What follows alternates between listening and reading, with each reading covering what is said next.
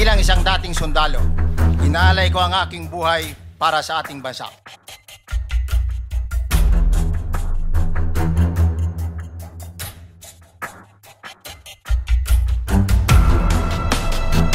Why is the Philippines always ranked as one of the most corrupt countries in the whole world?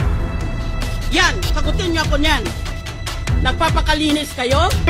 Na hindi magnanakaw. Yan pong pagkakilala sa atin. Bongbong bangag yan. May drug addict tayo na presidente. Putang inang yan.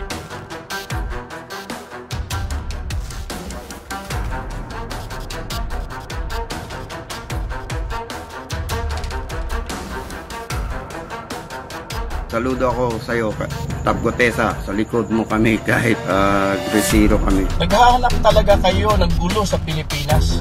Handa po kami makipagpataya, proteksyonan lang ang aming kasama. Doon kay Tap Gutesa, no? Kasama ko yan sa Port Marine Battalion. At junior ko yan siya. If I'm not mistaken, na Cagayan batch yan siya. At nag-retiro na rin, no? Kaming mga line 8 ang serial number. At majority ay nagretiro na. Maliban lang doon sa mga nasawi, ano? At mga nag-aul. Pag isang sundalo, lalo na Marines, at I do believe na kasi sa tindi, sa spirit of the core ng Marine Corps, sa aming mga Marines, grabe ang hubog sa amin ng ano, mula nung trainee pa kami. Gaano tinanggal talaga yung civilian antics namin into sundalo, lalo na sa Marines. Ewan ko lang sa ibang branch of service. Yan si Tap Gutesa, nasa Port MC yata yan siya. At ang aming unit at napaka maraming accomplishment mula nung mga terorista pa, mga high value target pang nakukuha namin noon. At saka isa sa mga ebidensya yan ay napakagaling na sundalo. Siya ay nakaretiro. Ibig sabihin wala siyang bad record sa unit, ano. Basta naka-retired yung isang sundalo, honorable discharge. Yan ay honorable discharge. Ibig sabihin wala talaga yung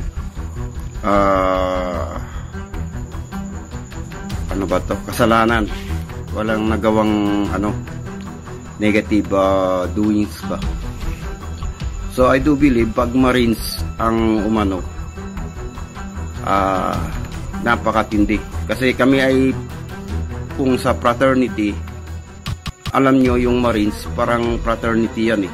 Brotherhood talaga yan. Grabe talaga. Pag ikaw ay bago, ikaw ang youngest, sa'yo lahat ang trabaho. Ganyan ka-disiplina ang Marines. Trabaho lahat sa'yo. Hugas plato, igib ng tubig sa'yo. Sanay kami sa hirap. At hindi kami naliligaw sa tindi ng advice sa amin ng aming mga seniors. Hanggat naging seniors yung junior, ganun, doctrines talaga. Kaya isa sa mga matindi at walang iwanan. Kahit sa gera yan, hindi kami umalis sa pwesto, hindi kami nag-pull back. Patay kung patay talaga. At wala sa aming tinuro na withdraw. At talagang yan, hold the line yan. At kung maubusan man ng bala at hatiran yan, may mga armored kami, may provision of ammo, hindi yan naalis sa pwesto. Kaya ganun, pag inorderan ng isang senior, squad leader, team leader, platoon sergeant, gunnery sergeant, lalo na yung mga officers namin, kaya matitindi ang samahan sa Marines. Kaya pag ang Marines putaktihin ka. Pag sa outside camp kami, pag nalaman ng Marines, pag may nangyari yan, hindi talaga iwanan yan. Ganyan kami. At siguro kasama pa rin kami sa kasi sumasahod pa rin kami, nanggaling kami sa Marines. Kaya I do believe hindi pababayaan ng mga active yan si Tap Gutesa. Tap, saludo ako sa iyo. Nakasubaybay ako sa iyo. Kasi sa Port Marine Battalion tayo.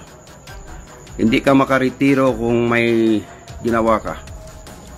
At siguro kailangan mo ng additional income kaya pang-suporta sa pamilya.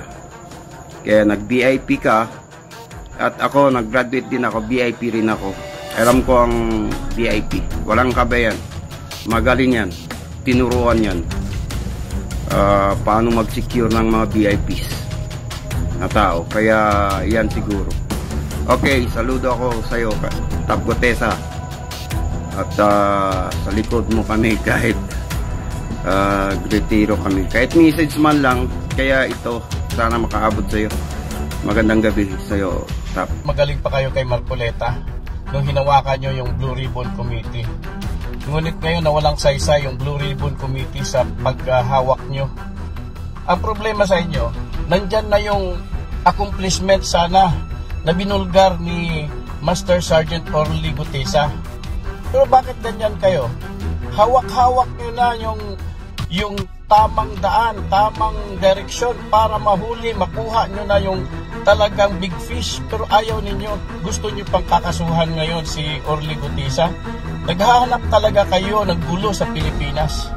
May isa kaming tropa ng Marines mula sa grupo ng security detail na nagpahayag ng katotohanan tungkol sa mga transcript ng mga basura, kung saan pinuha at kung kanino dadalhin. Ito ba yan ay hindi mapapasinungalingan? Paalalang muli sa mga nagnanais makialam at pumapit tungkol sa kung ano ang katotohanan para sa aming kapatid at kasama sa Marines. Huwag niyong biruin ang sarili niyo. Dahil handa po kami makipagpatayan, proteksyonan lang ang aming kasama.